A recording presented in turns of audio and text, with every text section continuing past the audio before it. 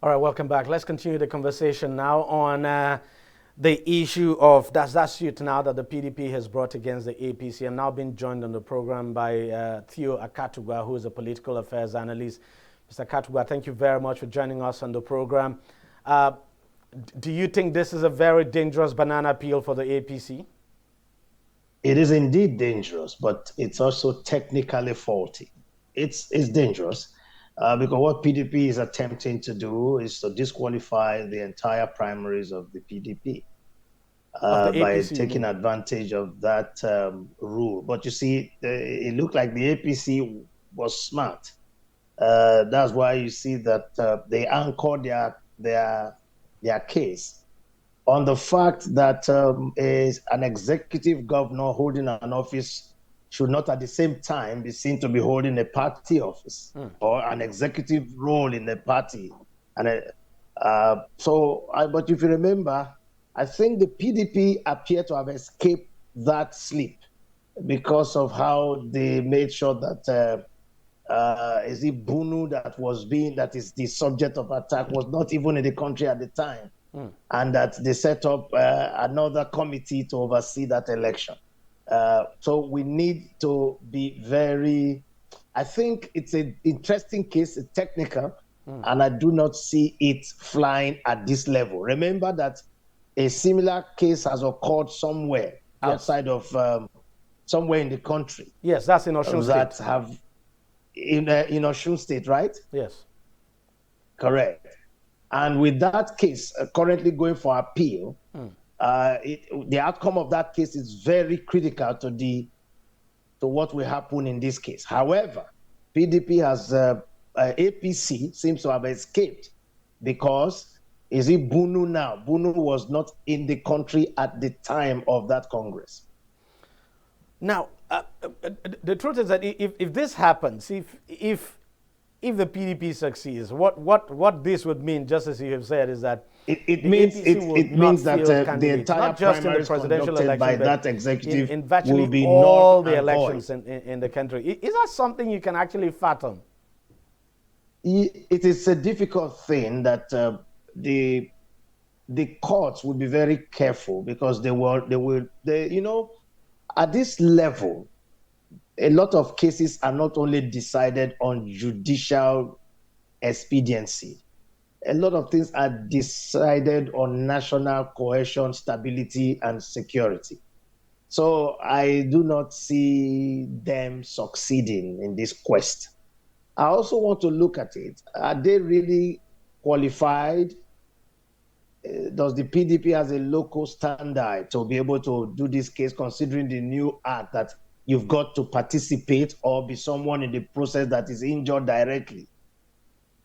So a lawyer will be able to give us full details.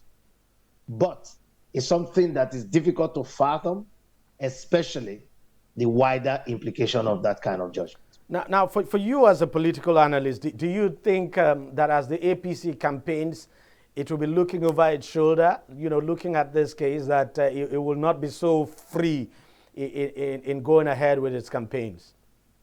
Naturally, when a case is in court against you and you know that the outcome you can't determine, you must look over your shoulders. The lawyers must be looking quickly. You remember that Keyamo has always been in the forefront of advising the APC to tread cautiously. Yes. And so I can assure you they are looking at it and they are paying attention. And I must tell you, there's nobody who has a case in court that will go to sleep, especially when at this critical moment in the journey. Well, the crux of this matter is the issue of, is it Section 183 that a governor cannot hold two executive positions at the same time? But, I know you're not a lawyer, and this is by no means trying to preempt the case in court now. But do you think by the interpretation of that section of the Constitution that holding, for instance, the position of interim chairman of a political party would amount to holding an executive position, especially when you consider the fact that it's not as if this individual is drawing salaries from that position as well? And as we speak today, you have governors who are chairman of various ad hoc committees of their parties? Well, ad hoc committees are not elective positions. Yes. The post of a chairman is an elective position. I'm sure. Is it Bunu? Buni was, of course, not elected. He was not Buni elected. He was yeah, just an acting, if you like, an acting chairman, so to speak. yes, but even then, what they did that they are looking at as an escape, because he presided over the Osun State election directly. Are you getting me now? Yes. He was fully in office. He was present. He constituted all the committees there, and he oversaw the primaries there. So that is what the judge is there. But I think the case is at the appeal court right now, right? All right. We just have to see how this plays out. But of course, some people have said, look, this is nothing short of the PDP trying to win the election through the back door. What do you make of that? That is true. That is very true, because you see, you have to deploy all your arsenal in a war situation. If the PDP believe that going into the contest will be difficult for them, they will look for other means. We've seen that happen in many places. Even right now, the Osun election, apart from this case, there is still another case between the candidates saying that Oyetola is claiming that the election was not entirely fair or free, as claimed, and that there are issues. So that is also in court.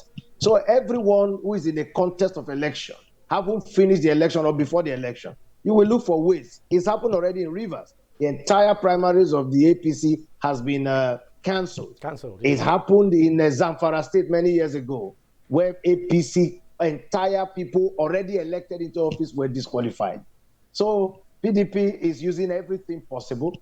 And what can you do? It's only for the APC to also put his own house in order and ensure that they don't fall into it, because they have fallen into this trap too many times already.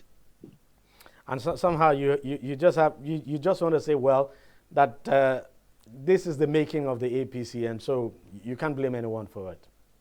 No, it's a loophole. It's a loophole. But what I want to find out, does the PDP have the locus after the signing of the new electoral act? Does he have the right to query issues of the primaries of another party? That we wait to see if the court will give them the audience. Yeah, and I think you have a point there. Theo Akatuba, thank you very much for joining us, and thank you for your contributions. Thank you very much. We talk again on other matters that are developing. Absolutely. Thank you very much for your time. Well, that's how much we can take on the program this week. We thank you very much for watching. I'll see you again next week. Bye-bye.